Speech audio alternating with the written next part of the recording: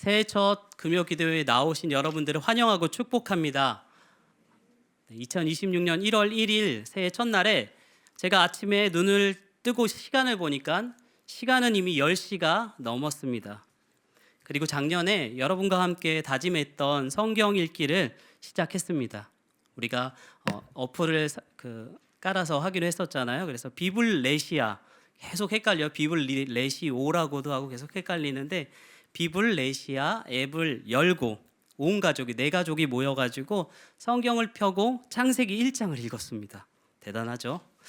읽고 나니 소감을 이렇게 글을 남기는 것이 있었어요. 그래서 아이들에게 한마디씩 하라고 했습니다. 그때 제 어린 아들이, 이제 1학년 올라가는 아들이 울먹이면서 이렇게 대답했습니다. 저는 오늘 시장놀이가 하고 싶었습니다. 흑흑. 자기가 시장놀이 하고 싶었는데 성경 읽기에서 슬펐다라는 거예요. 2026년 성경 읽기가 쉽지 않아 보입니다. 그래도 노력해 보려고 합니다.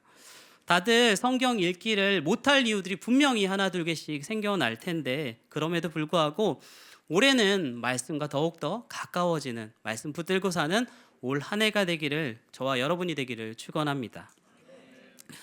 새해가 되면 다들 한 번쯤 이런 생각 해보셨을 겁니다. 올해는 좀 다르게 살아보고 싶다.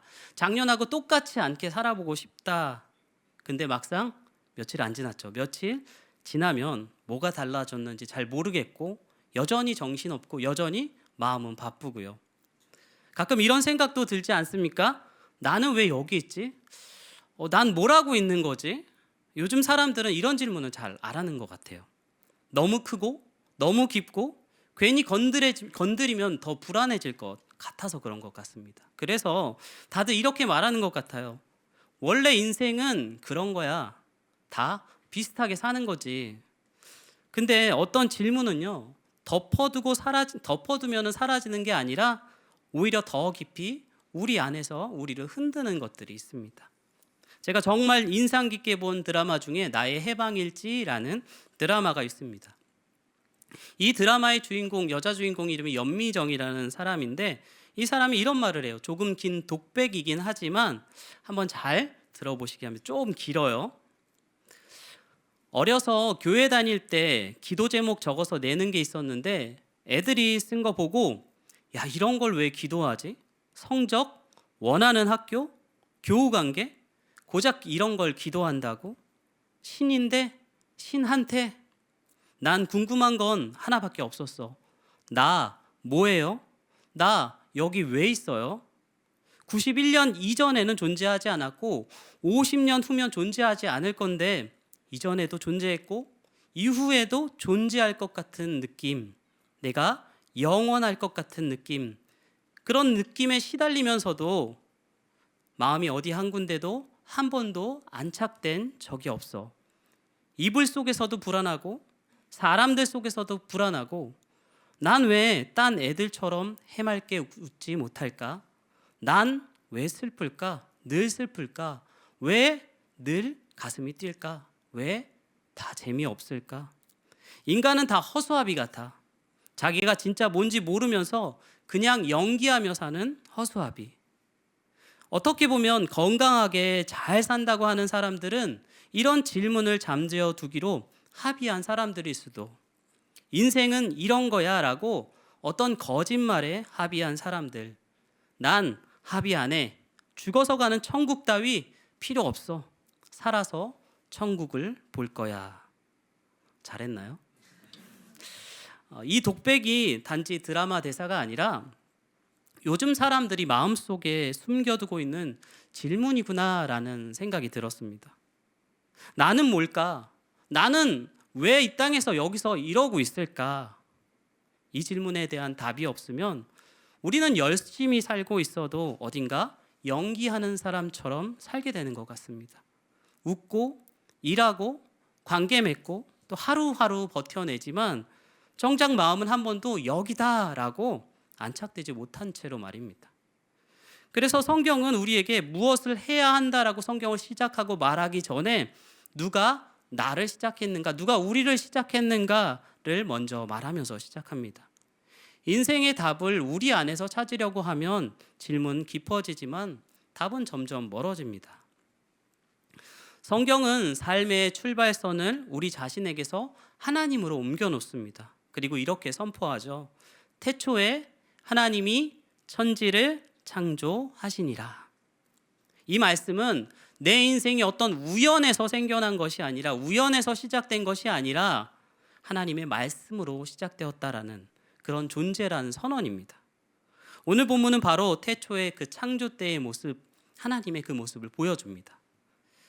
첫 번째로 먼저 하나님은 혼돈을 정리하신 후 반드시 말씀으로 채우시는 분입니다. 여러분, 창세기 1장을 자세히 보면요, 하나님이 천지를 창조하실 때 처음부터 아름답게 반짝반짝이게 만드신 것이 아닙니다. 성경은 솔직하게 말합니다. 2절 말씀에 보시면 땅이 혼돈하고 공허하며 흑암이 깊음 위에 있고, 이것이 태초의 모습입니다. 정리가 하나도 되어 있지 않고 비어 있고 어둡고 뭔가 불안한 상태예요. 어쩐지 우리 마음이랑 닮아 있지 않습니까? 겉으로는 괜찮은 것 같은데 속은 정리가 안 돼 있고 어딘가 비어 있는 느낌, 가끔은 이유 없이 불안한 상태도 있고요. 그런데 하나님은 이 혼돈을 보시고 그래, 그냥 그대로 두자라고 하지 않으셨습니다. 하나님이 가장 먼저 하신 일은 말씀하신 것입니다.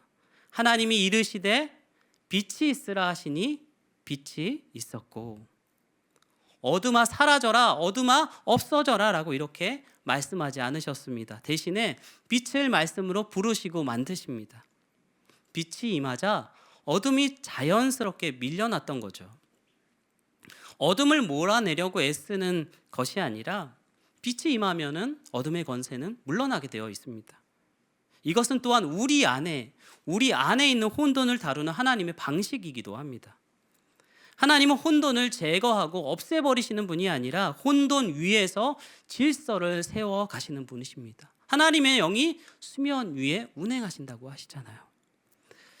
창세기 1장 14절부터 보면은 말씀으로 하나님은 하늘에 해와 달과 별을 두시고 시간과 계절의 질서를 만드십니다.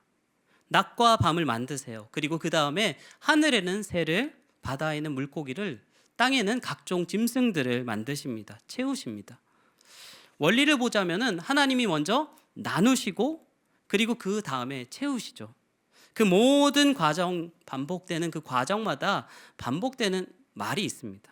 그게 뭐냐면 하나님이 이르시되 그리고 그대로 되니라. 여러분, 말씀이 먼저입니다.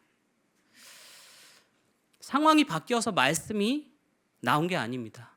말씀하시자 모든 상황들이 바뀌어버렸습니다. 이건 우리 인생도 똑같습니다. 우리는 보통 이렇게 말하잖아요. 상황이 나아지면 좀 기도할게요. 마음이 정리되면 좀 말씀 좀 읽을게요. 문제가 해결되면 제가 좀 시간이 남으면 그때 하나님께 가까이 갈게요. 그런데 성경은 반대로 말합니다. 말씀이 먼저 들어올 때 삶이 정리되기 시작한다는 거죠. 하나님은 혼돈을 정리해 놓고 나서 말씀하시는 분이 아니십니다. 말씀으로 혼돈을 정리하는 분이세요. 그래서 여러분, 지금 내 마음이 조금 복잡해도 괜찮습니다. 아직 다 정리되지 않아도 괜찮고 어딘가 내 마음이 비어있는 것 같아도 그렇게 느껴져도 괜찮습니다.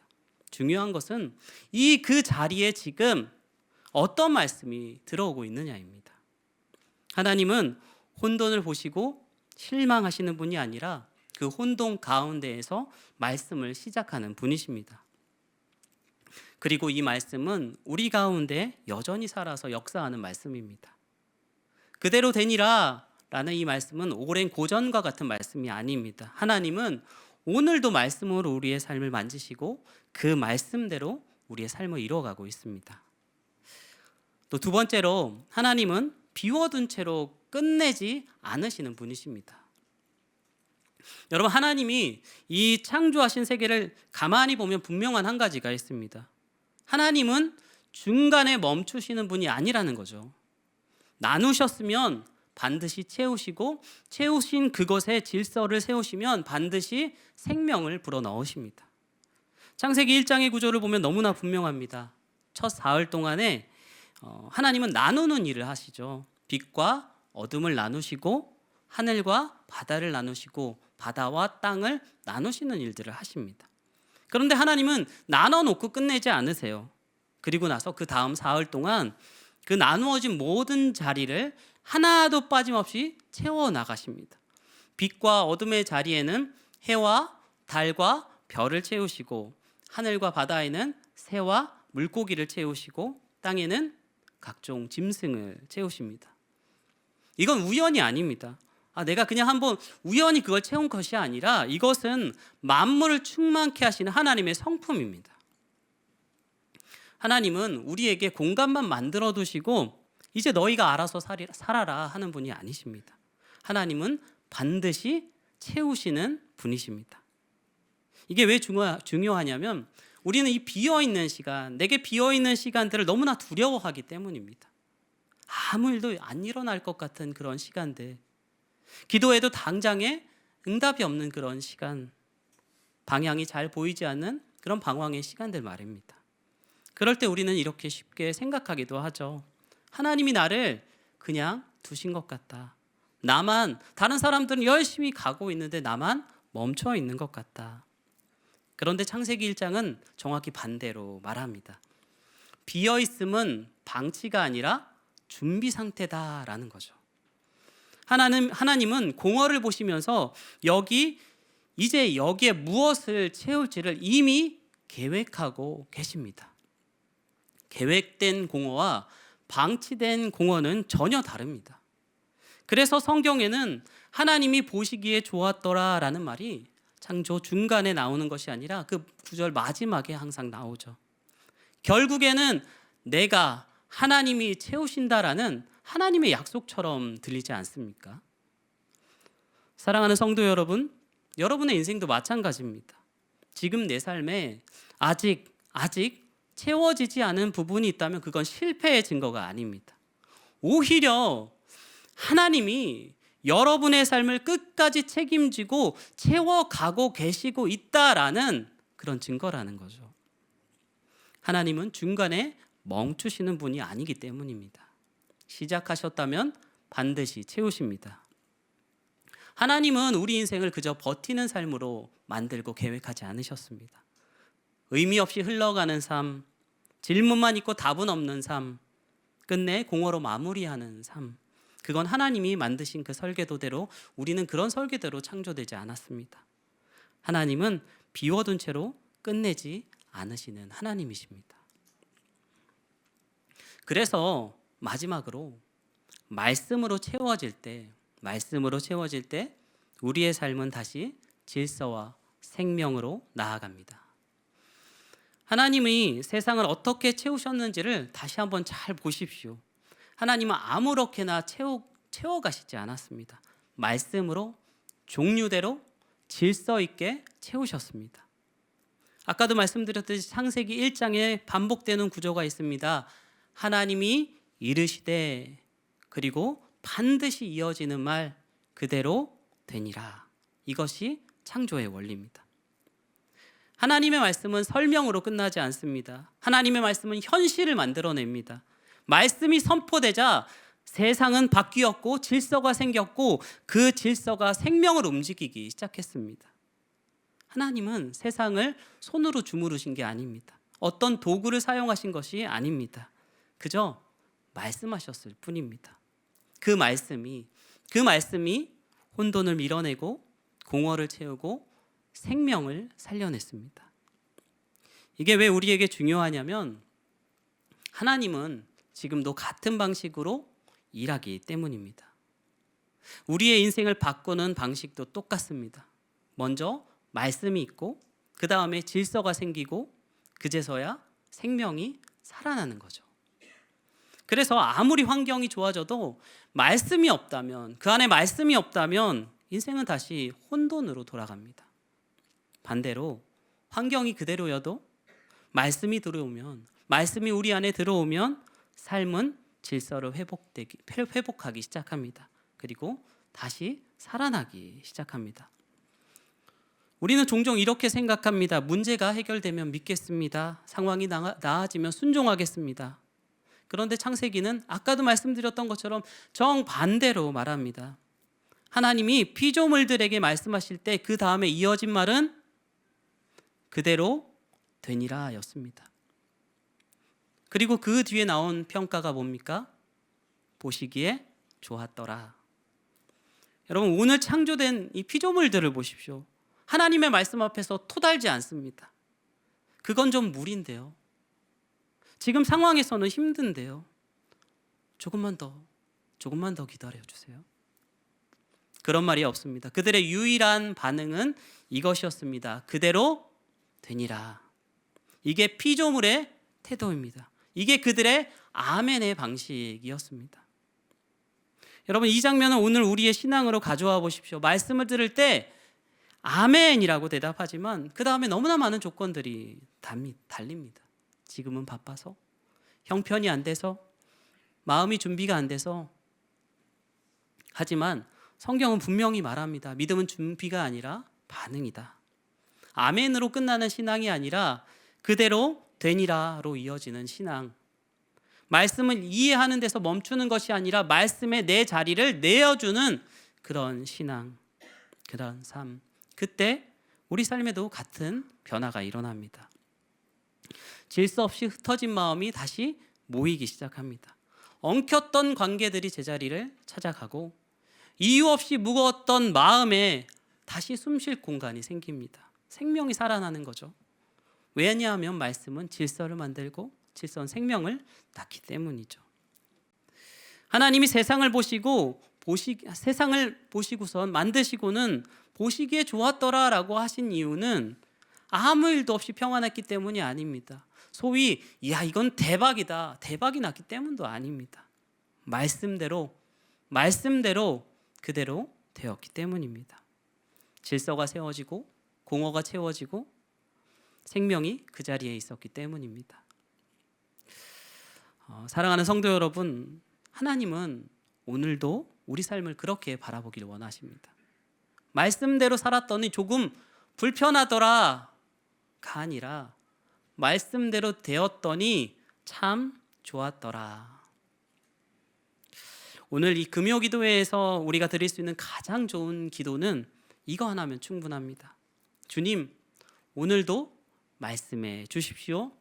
저는 그대로 살겠습니다. 그러면 하나님이 하십니다.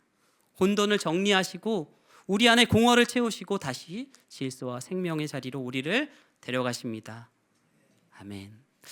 말씀을 정리합니다.